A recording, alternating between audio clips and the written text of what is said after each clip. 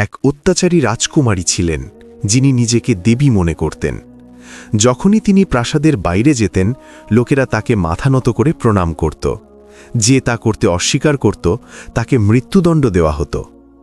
একদিন রাজকুমারী তার রাজকীয় শোভাযাত্রা নিয়ে ভ্রমণে বের হন।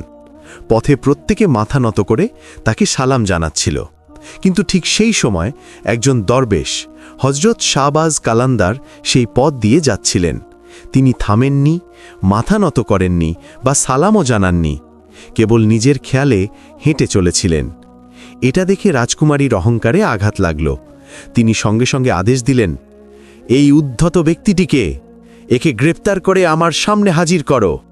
সৈন্যরা দৌড়ে গিয়ে শাহবাজ কালান্দারকে ধরে এনে রাজকুমারীর সামনে দাঁড় করিয়ে দিল। রাজকুমারী তার দিকে তীক্ষ্ণ দৃষ্টিতে তাকিয়ে কঠোর স্বরে বললেন, ওহে সাধু, যদি নিজের জীবন বাঁচাতে চাও তবে আমার সামনে মাথা নত করে সালাম করো। শাহবাজ কালান্দার মুচকি হেসে বললেন, আমি কেন একজন সাধারণ মানুষের সামনে মাথা নত করব? এই কথা শুনে রাজকুমারীর অহংকার আরও বেড়ে গেল।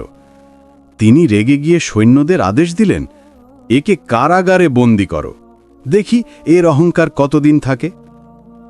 কিন্তু যেই মুহূর্তে এই কথাগুলো তার মুখ থেকে বের হলো, তখনই অদ্ভুত কিছু ঘটতে শুরু করল।